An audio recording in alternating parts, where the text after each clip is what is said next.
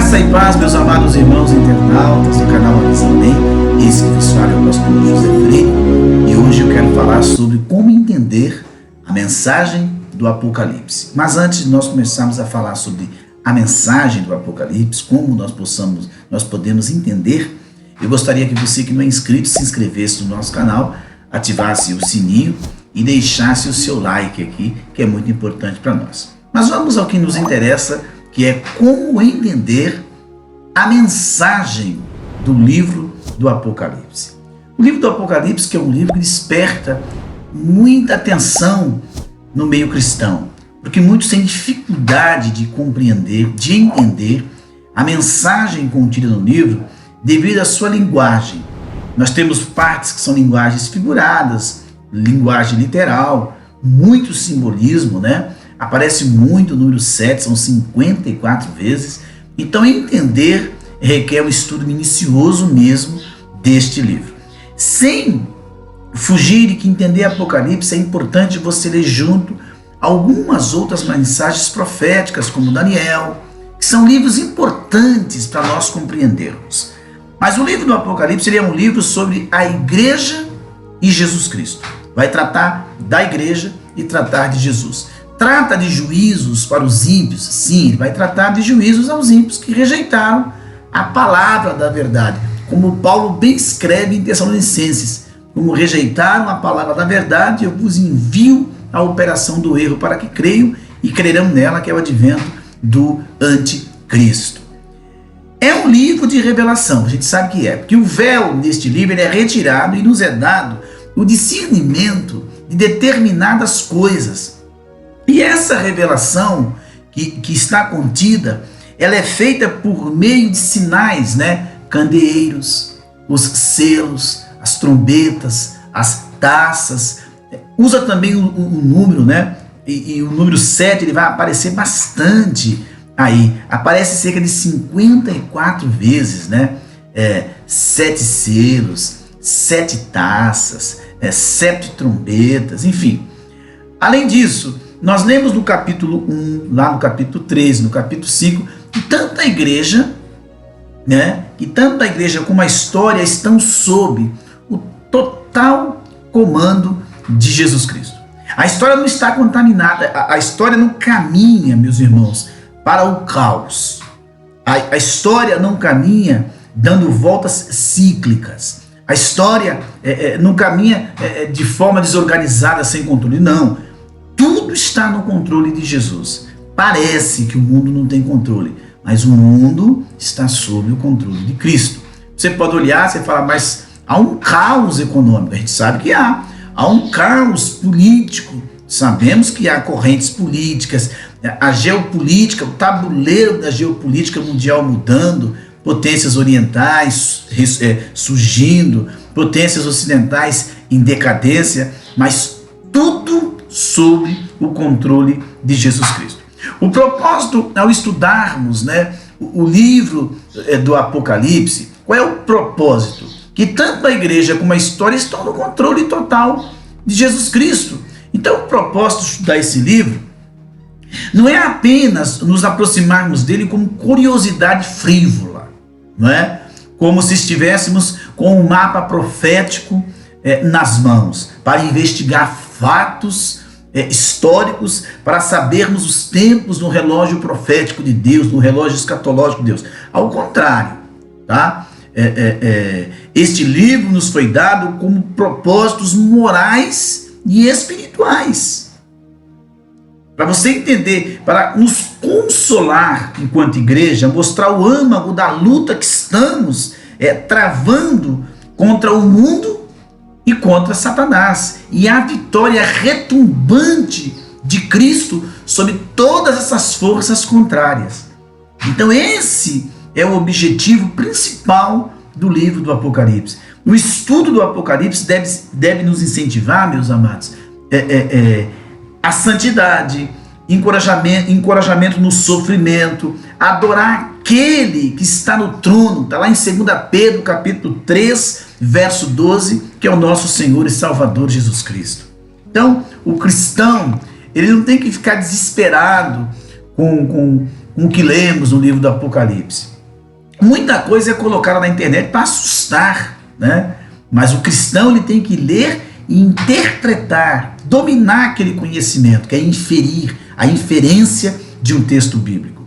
Aqueles que se aproximam deste livro com a obsessão escatológica perdem a sua mensagem.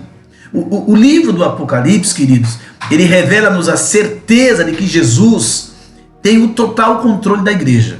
Ele revela que Jesus, tá, ele tem total controle da história. A perseguição do mundo e do diabo não podem destruir a igreja. Os inimigos que perseguem a igreja serão vencidos. Eles não vão vencer a igreja. E os inimigos de Cristo terão que enfrentar o juízo de Deus. E ao mesmo tempo que a igreja desfrutará da bem-aventurança futura. Isso tem que ficar claro na mente do estudioso da palavra de Deus, principalmente quando você estuda o Apocalipse. E como é que eu devo estudar o Apocalipse, irmão Freire? É simples. Qual é o propósito do livro? Seu propósito principal é confortar a igreja militante em seu conflito contra as forças do mal. Então, o livro está cheio de consolações para os crentes afligidos. E a eles, né, a esses cristãos verdadeiros, é dito que Deus vê suas lágrimas no capítulo 7. Suas orações produzem verdadeiras resoluções no mundo, revoluções no mundo, né, no capítulo 8. Sua morte é preciosa aos olhos de Cristo. A gente vê cenas terríveis de cristãos sendo executados em algumas partes do mundo. Sua vitória é assegurada. Que mais? O sangue derramado dos cristãos de todas as eras será vingado. Seu Cristo governa o mundo em seu favor. Isso tem que ficar na nossa mente. Seu Cristo voltará brevemente para buscá-los. Nós estamos falando do arrebatamento também, né? Qual é o tema deste livro? O tema do livro do Apocalipse, meus amados, é a vitória de Cristo e da sua igreja sobre Satanás e seus seguidores malignos, né? O anticristo, o falso profeta, todos os ímpios irão perecer, mas a igreja, esta não, essa vai triunfar. Cristo é sempre apresentado como vencedor, conquistador. Capítulo 1, capítulo 5, capítulo 11, capítulo 19, capítulo 20, capítulo 22. Jesus triunfa sobre a morte, o inferno, o dragão, a besta, o falso profeta, que mais? A Babilônia e os ímpios. O livro mostra esse triunfo de Jesus sobre todos esses personagens que eu acabei de citar. A igreja tem sido perseguida ao longo dos séculos. São 2000 séculos de existência de igreja. E ela é perseguida. Mesmo suportando martírio, é vencedora. Capítulo 7, 14 do Apocalipse. Os juízos de Deus mandados para a terra são uma resposta, queridos. É uma resposta de Deus às orações dos santos de todas as eras. Não se esqueça da igreja primitiva, o que ela suportou nas arenas em Roma: perseguição, jogado na arena para ser devorado por feras, torturados, crucificados, decapitados, enfim, foram horrores que a igreja enfrentou ao longo desses quase 2000 anos. E que agora no Apocalipse Deus vai trazer a vingança, o juízo. Para quem é destinado o livro do Apocalipse? Este livro foi inicialmente endereçado aos crentes que estavam suportando o martírio, tá? Na época do apóstolo João. E houve grandes perseguições nos primeiros séculos da igreja. Nero, 64 depois de Cristo, Domiciano, 95 depois de Cristo, Trajano, 112 depois de Cristo, Marco Aurélio, 117 depois de Cristo, né? Sétimo Severo, fim do segundo século, Décio, 250 depois de Cristo, e Diocleciano, 303 depois de Cristo. São uma série de imperadores romanos que perseguiram a igreja, que tentaram destruir a igreja, mas não obtiveram êxito. E este livro foi destinado não apenas aos seus primeiros leitores, lá do primeiro século. Não, mas a todos os crentes durante essa inteira dispensação, a graça que estamos vivendo, que vai da primeira à segunda vinda de Cristo. Então isso é importante para que você e eu possamos compreender essas coisas. Mas quando foi escrito o livro?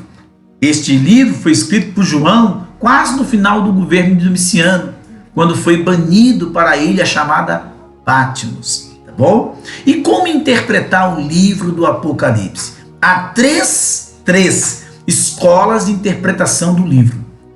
A primeira é a interpretação preterista.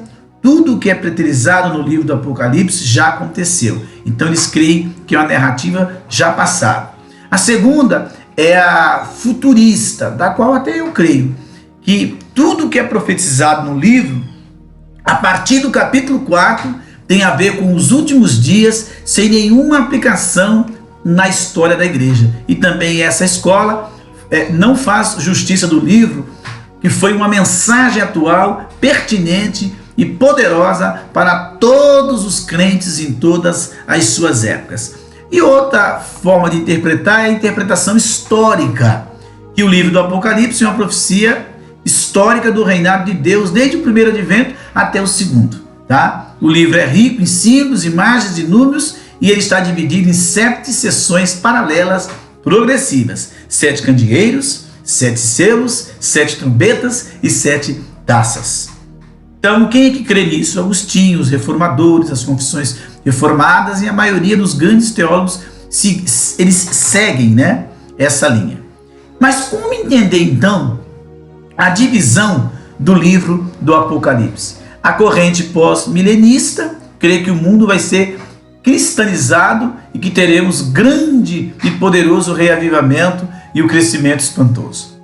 A corrente pré-milenista, os pré-milenistas históricos ou moderados, eles extinguem, meus amados, o amilenismo em poucos aspectos, reino e ressurreição. Porém, os pré-milenistas, dispensacionalistas ou extremados, têm vários ensinos estranhos acerca das Escrituras. Mas nós vamos agora falar da corrente amilenista ou espiritual. Eles dizem que o livro do Apocalipse deve ser visto como uma mensagem que registra os fatos em ordem cronológica, mas temos no livro 7 seções paralelas e progressivas.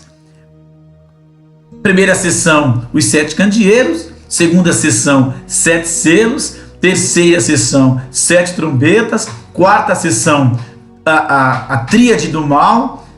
Quinta seção, 7 taças. Sexta seção, a derrota dos agentes do dragão. Sétima seção, essa sessão ela vai mostrar, segundo a visão deles, o reinado de Cristo com as almas dos santos nos céus e não o milênio na terra depois da segunda vinda. Então a conclusão desse panorama nosso, apesar dessas sessões serem paralelas, tá?